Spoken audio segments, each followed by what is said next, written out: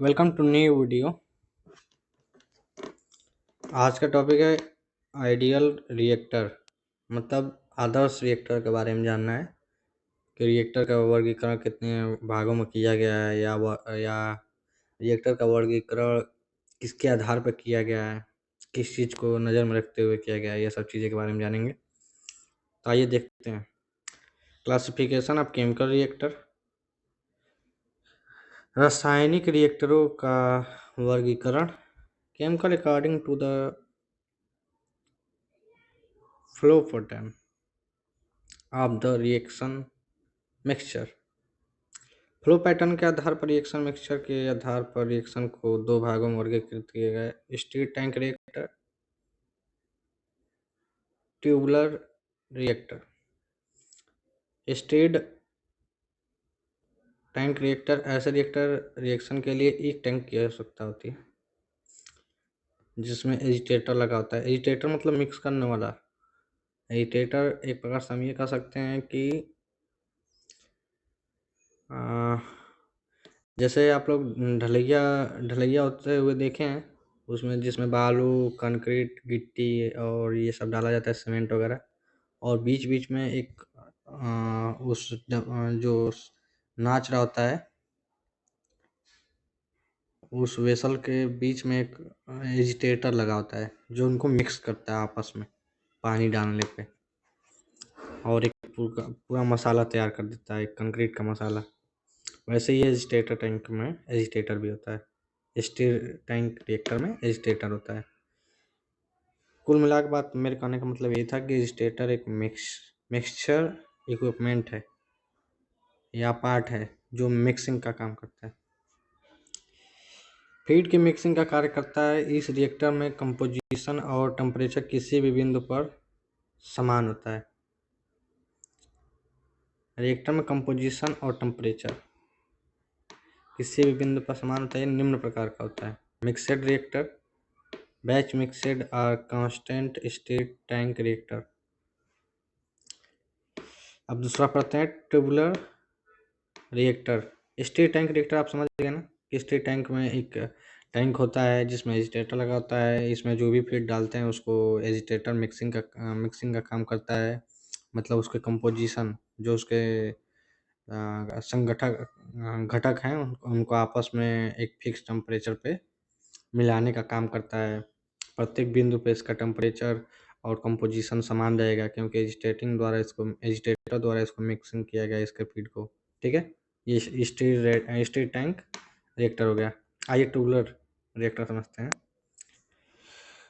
Tubular reactor, इस प्रकार के रिएक्टर में प्लग फ्लो रिएक्टर भी कहते हैं। प्लग फ्लो से अभी आपको समझाता हूँ प्लग फ्लो क्या होता है। इस प्रकार के रिएक्टर में फ्लूइड का फ्लो ऑर्डरली होता है, जिसमें कोई भी फ्लूइड का एलिमेंट अपने मार्ग अथवा पिछले वाले एलिमेंट को अपने आगे मिक्स नहीं करता है। इस प्रकार के रिएक्टर में सभी बिंदुओं पर टेम्परेचर और कंपोजिशन भिन्न भिन्न होता है। तो आइए आपको सबसे पहले प्लग फ्लो रिएक्टर क्यों नाम दिया गया वो बताता हूँ। इस ट्यूबुलर रिएक्टर को प्लग फ्लो, जैसे कि नाम से पता चल जा रहा है, प्लग मतलब उसमें एक प्रकार से समझो बैच, एक बैच में 7 लड़के हैं, 8 लड़के हैं, उनको प्लग किया जा रहा है।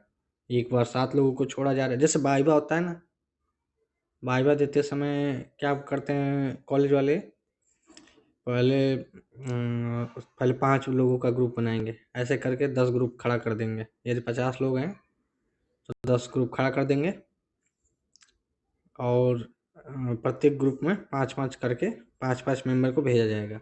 वही सेम काम किया जाता है यहाँ पे। और देखो लिखा भी है इसमें, जिसमें कोई भी फ्लूइड एलिमेंट अपने आगे अथवा पीछे वाले एलिमेंट में आगे मिक्स नहीं करता है।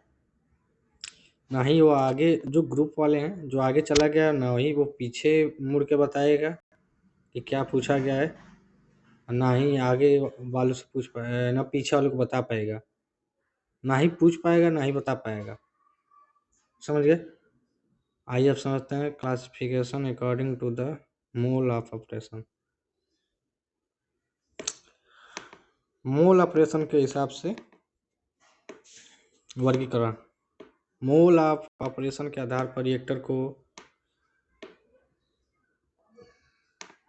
रिएक्टेंट के इनलेट और प्रोडक्ट के आउटलेट के बेस पर क्लासिफाइड किया जाता है, जो निम्न प्रकार के हैं। इनलेट और outlet.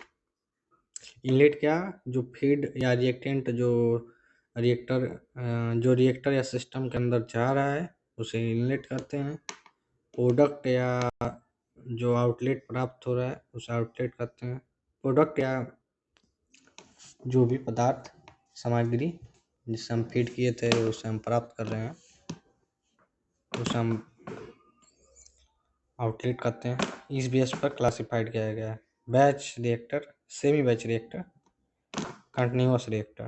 Batch reactor, semi batch reactor, continuous reactor, मतलब समझ रहे हैं इसमें कितना इन किया जाएगा और कितना आउट हो रहा है उस हिसाब पे वर्गीकरण होगा। ताइए समझते हैं बैच रिएक्टर पहले क्या होता है। बैच रिएक्टर इस प्रकार के रिएक्टर में रिएक्शन मिक्सचर की प्रॉपर्टी टाइम के अनुसार चेंज होती रहती है। रिएक्शन मिक्सचर प्रॉपर्टी टाइम के अनुसार चेंज होती रहती है। इस रिएक्टर में रिएक्शन स्टेप टाइम के अनुसार बदलता रहता है। दूसरा पॉइंट है, इस रिएक्टर में रिएक्शन स्टेप टाइम के अनुसार बदलता रहता है। इस प्रकार के रिएक्टर में रिएक्टेंट को फिल अप करने के बाद कुछ समय तक रिएक्शन के लिए छोड़ दिया जाता है या छोड़ा जाता है, फिर प्रोडक्ट को डिस्चार्ज कर लेते हैं। यह प्रोसेस कंटिन्यूअस चलता रहता है। इस प्रकार के रिएक्टर में अनस्टेडी स्टेट ऑपरेशन होता है। इसके अनुसार कंपोजिशन समय के अनुसार परिवर्तित होता रहता है। किसी भी एक निश्चित समय पर रिएक्टर में सभी पॉइंट पर कंपोजिशन समान रहता है। इसमें रिएक्शन टाइम तथा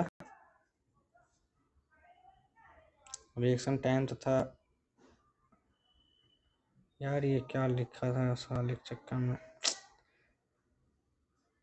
रिएक्शन टाइम तथा रिएक्टेंट टाइम सेम होता है। ठीक है, ऐसा ही कुछ लिखा गया है।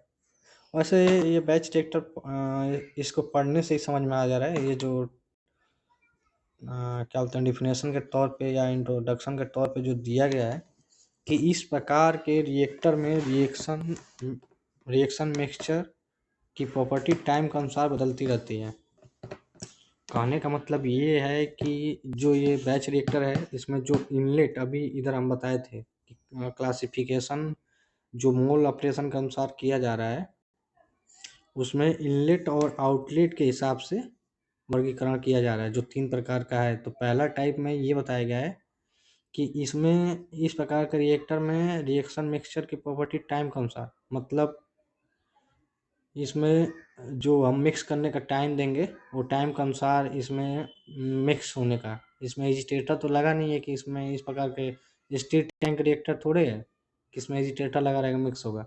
तो इसमें टाइम मतलब उसको टाइम दिया जाता है कि अपने आप ही मिल जाए, मतलब मिक्स हो जाए रिएक्शन। तो इसमें समय स्टेप लगता है, समय लगता है, तो वो बदलता रहता है मतलब रिएक्शन के अनुसार। जब तक मिक्स नहीं हो जाएगा तो टाइम लगेगा, स्टेप बढ़ेगा। तो वही चीज़ कहा जा रहा है यहाँ पे। फिर प्रोडक्ट जब वो रिएक्शन हो जाएगा तो कुछ समय के बाद उसे हम प्रोडक्ट के रूप में प्राप्त कर लेंगे। ये प्रोसेस कंटिन्यूअस ऐसे चलता रहता है। ये प्रोसेस कंटिन्यूअस चलता रहता है।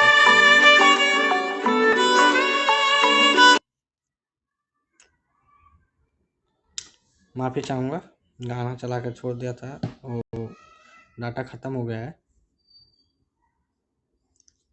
तो वाईफाई से कनेक्ट किया हूँ। तो कनेक्ट करने के कुछ समय बाद यहाँ पे नेटवर्क अच्छे से पकड़ी फ्रीक्वेंसी, तो वही चल रहा था। खैर ये सब छोड़िए, आइए आप टॉपिक पर आपको एडवांटेज और डिसएडवांटेज बताते हैं बैच रिएक्टर में। बैच रिएक्टर में आपको सबसे पहले बता दूं, इसमें इनलेट जो भेजा जाता है उसे कुछ समय के लिए छोड़ा जाता है। जैसे 10 लोग एक बैच में गए तो उन्हें छोड़ दिया जाएगा जब तक उनका वाइवा हो नहीं जाता है। ठीक है, जब वाइवा हो जाएगा तो हम प्रोडक्ट प्राप्त कर लेंगे, मतलब उन्हें छोड़ देंगे, रिलीज कर देंगे भाई, डिस्चार्ज कर लेंगे। ठीक है, अब एडवांटेज ऑफ बैच रिएक्टर समझते हैं, और डिसएडवांटेज भी समझ लेंगे और यूजेज भी समझ लेंगे, इसके एप्लीकेशन क्या है। ठीक है, तो एडवांटेज यही है कि इसका कंस्ट्रक्शन सिंपल होता है, इससे आसानी से ऑपरेट कर सकते हैं, अन्य रिएक्टर के अपेक्षा कास्ट कम होता है, या ऑपरेशन के लिए फ्लेक्सिबल होता है, मतलब इसे लगभग हर कंडीशन में प्रयोग कर सकते हैं। डिसएडवांटेज क्या है कि पर यूनिट वॉल्यूम प्रोडक्शन के लिए लेबर चार्ज अधिक पड़ता है, लार्ज स्केल पर प्रोडक्शन उपयुक्त नहीं है, ज़्यादा ज़्यादा मतलब प्रोडक्शन चाहिए तो ये उपयुक्त नहीं है उसके लिए, ये थोड़ा काम समय ज़्यादा लेता है, काम कम करता है, डिसएडवांटेज इसका यही है। डिफरेंट बैच से सेम क्वालिटी का प्रोडक्ट, हाँ वो बताया था मैं कि जो रिएक्शन मिक्सचर रिएक्शन जो इधर मैं अभी बता रहा हूँ आपको, देखिए ये जो ये लाइन बोली गई ना डिसएडवांटेज वाली, कि डिफरेंट डिफरेंट बैच से सेम क्वालिटी का प्रोडक्ट प्राप्त करना कठिन होता है, उस लाइन को यहाँ पर मेंशन किया है कि इस रिएक्टर में रिएक्शन स्टेप के टाइम के अनुसार बदलता रहता है, इस रिएक्टर में कुछ समय के लिए छोड़ दिया जाता है, फिर प्रोडक्ट बदलता है। ठीक है, परिवर्तित होता रहता है, इसके यह प्रोसेस कंटिन्यूस चलता रहता है, इस प्रकार के रिएक्शन में अनस्टेडी स्टेट ऑपरेशन। देखो ये यार मेन वर्ड तो एक्सप्लेन करना भूल गया, अनस्टेडी स्टेट ऑपरेशन होता है, इसके अनुसार कंपोजिशन समय के अनुसार परिवर्तित होता रहता है, जिसके कारण क्या होता है, डिफरेंट चॉइस से सेम क्वालिटी का प्रोडक्ट प्राप्त करना कठिन हो जाता है। ठीक है, ये होता है भाई। यूजेज क्या है, बैच रिएक्टर का यूज स्मॉल स्केल प्रोडक्शन के लिए किया जाता है, जैसे फार्मास्यूटिकल डाइज डाइज इंटरमीडिएट में इसका प्रयोग किया जाता है। सेमी बैच रिएक्टर, इस प्रकार के रिएक्टर में एक रिएक्टेंट को इनिशियली चेंज कर लेते हैं और दूसरे रिएक्टेंट को एक निश्चित टाइम पीरियड के आधार पर कंटिन्यूअसली ऐड करते रहते हैं। इस प्रकार के रिएक्टर में रिएक्शन स्पीड आसानी से कंट्रोल किया जा सकता है, क्योंकि एडेड रिएक्टेंट को उसी अनुसार कम या ज़्यादा करते हैं।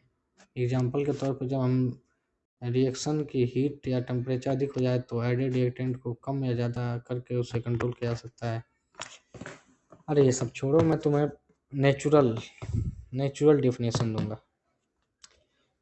जैसे जो रिएक्टर है प्रकार से समझ लो वो वाइवा ऑफिस है या इंटरव्यू ऑफिस है। ठीक है, जो रिएक्टर है वो HR है, उस HR को हम सेमी बैच रिएक्टर बोलेंगे। ठीक है, अब 10 लोग गए हैं, उसमें से 2 लोगों को तुरंत भेजा गया है, और जैसे 3 लोगों को भेजा गया, ठीक है, 3 लोगों में से 1 लोग का तुरंत तुरंत के तुरंत इंटरव्यू लिया गया और उसे डिस्चार्ज कर दिया गया। फिर जो HR है वो एक साथ में 3 लोग को हैंडल कर लेता है, तो क्या किया गया है 3 से 5 लोगों को। ठीक है, तो जब हमें फास्ट काम कराना होता है तो हम क्या करते हैं, वो जैसे जो टाइम होता है, मैं एक्सप्लेन नहीं कर पा रहा हूँ यार, रुको अच्छे से बता रहा हूँ। देखो एक HR है, वो इंटरव्यू ले रहा है 10 लोगों का, तो पहले जो ग्रुप बना है, पहला जो बैच बना है उसमें हम 3 लोगों को छोड़ेंगे। वो क्या करता है, HR जो है इंटरव्यू 10 मिनट में वो 5 लोगों का ले लेता है, लेकिन हमें प्रोसेस स्लो करानी होती है, तो हम क्या करते हैं 5 लोग के बजाय 3 लोग को भेजते हैं कि जाओ हाँ 10 मिनट उधर काटो, अब फिर तुम्हें डिस्चार्ज किया जाएगा, मतलब छोड़ा जाएगा, सेलेक्ट कर लिया जाएगा या रिलीज कर दिया जाएगा, जो भी हम सेलेक्ट कर दे। यदि हमें जल्दी जल्दी इंटरव्यू कराना है, संख्या ज़्यादा है, तो हम क्या करेंगे 10 मिनट में ही 5 लोगों को भेज देंगे। वही सेमी बैच रिएक्टर है। ये प्रोसेस हम HR के ऊपर, यदि वो हमें फास्ट कराना है तो 5-5 लोग को भेज के करा लेंगे, यदि स्लो कराना है तो 3-3 2-2 लोगों को ऐसे धीरे धीरे कराते रहेंगे, टाइम ज़्यादा होगा तो।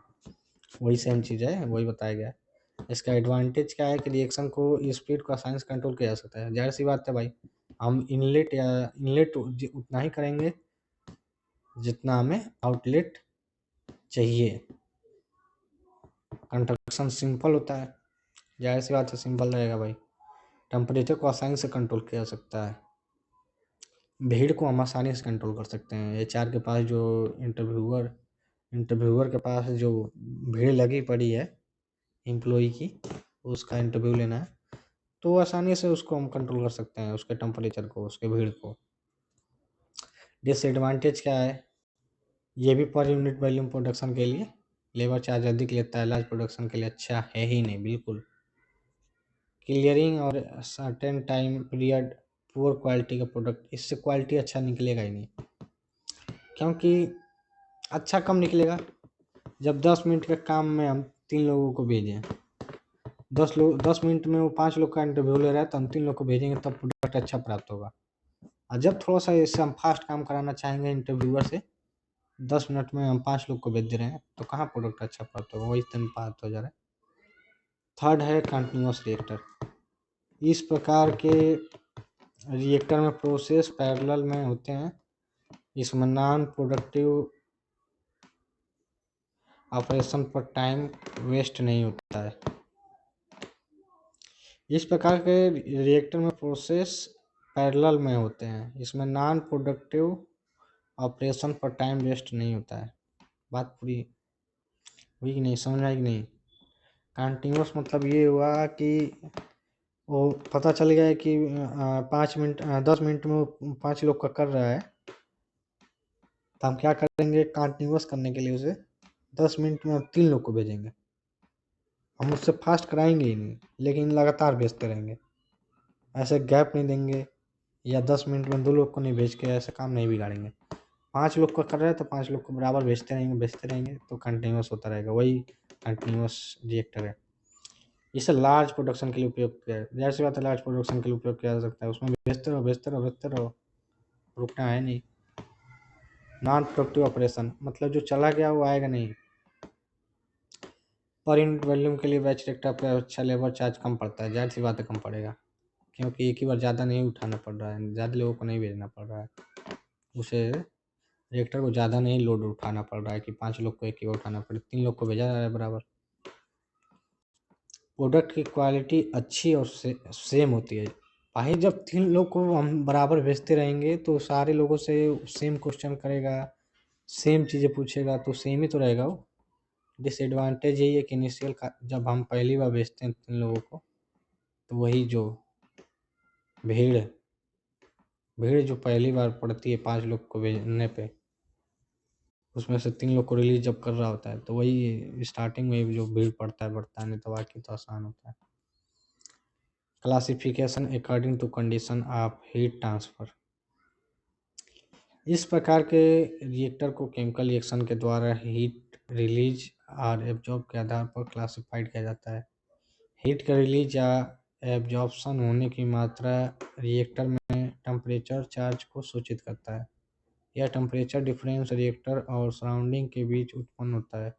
इस प्रकार के रिएक्टर निम्न हैं: आडियाबेटिक रिएक्टर, आइसोथर्मल रिएक्टर। आडियाबेटिक रिएक्टर मतलब आप समझ रहे हैं, आडियाबेटिक जो सिस्टम होता है ना, वो उसी से रिलेटेड है। पहले आप लोग सिस्टम जानते हैं कि नहीं, जो थर्मोडाइनमिक्स पढ़ाया गया है, आइसोथर्मल, उसको से adiabatic, isobaric, open system, close system, ये सब चीज़ें वो जो पढ़ा रहेगा थर्मोडाइनमिक्स 3rd सेमेस्टर वाला, वो आडियाबेटिक से तुरंत समझ जाएगा कि कौन सा रिएक्शन होगा इसके अंदर, मतलब कौन सा, ये किस प्रकार का रिएक्टर है, समझे नहीं।